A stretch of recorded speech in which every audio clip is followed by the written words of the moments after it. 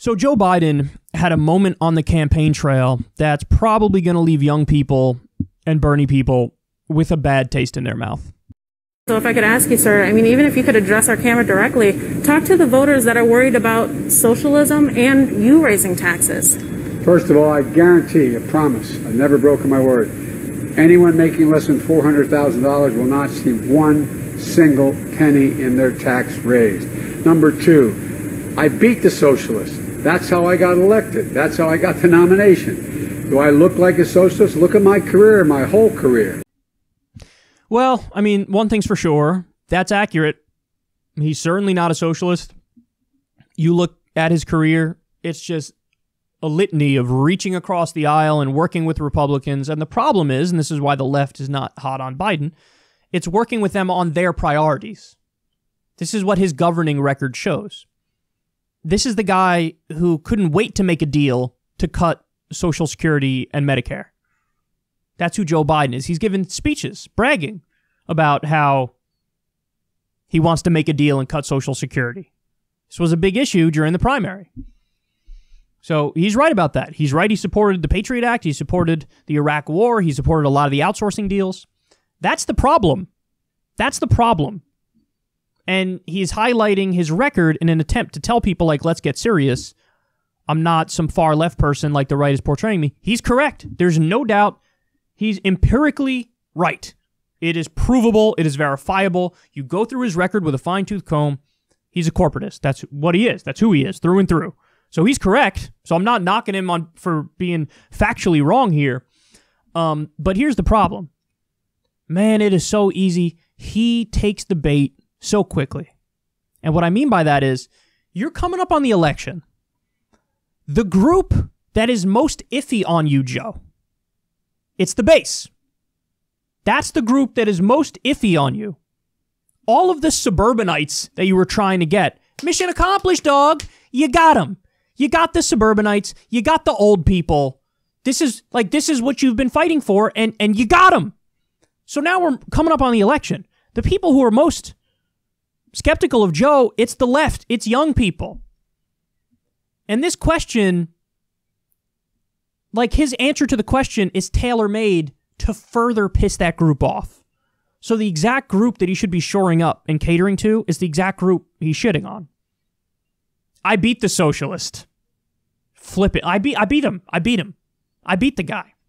I'm not that. So what would be an acceptable answer? What would be something that, if Joe said it, I would be covering the segment and giving him credit. If Joe, for example, argued, hey, listen, you guys call Bernie a socialist. You guys call me a socialist. I know Bernie Sanders. Bernie Sanders is a great man. He's a social democrat. You know what that is? There's social democracies all around the world. There are other developed countries are social democracies. And guess what? They have better healthcare systems than us. They have better education systems than us. People get more paid vacation time by law. Doesn't that sound nice? Doesn't it sound nice, paid vacation time by law? So they want to try to smear me with labels, but I know who I am, and I know who Bernie is. And Bernie's my friend, and Bernie wants what's good for the American people. And you know what? I'm going to fight for what's good for the American people, too. If he answered like that, if he defended his friend, then I'd be giving him credit. But no, he took the bait. I mean, it's like, hey, isn't Bernie Sanders really bad? Oh, yeah, Bernie's bad. I beat that guy. I beat him. I'm not with him. That's the problem, Joe. The problem is you're not with him, and this is why young people are like, I told you. He will not rest until everybody who votes for him, who's young and on the left, is doing it with tears. He loves to remind you how much he doesn't agree with you. He loves to remind you of that. It's really devastating, man. It really is. It's terrible. I hate it. Now, the other point I wanted to address was, he said, oh, nobody who makes, what was it, less than $400,000 or less is going to see a penny increase in their taxes. I told you, the Democrats keep upping that number. It started with 100,000, then it went to like 150, then it went to 250, and now he upped it all the way to 400,000.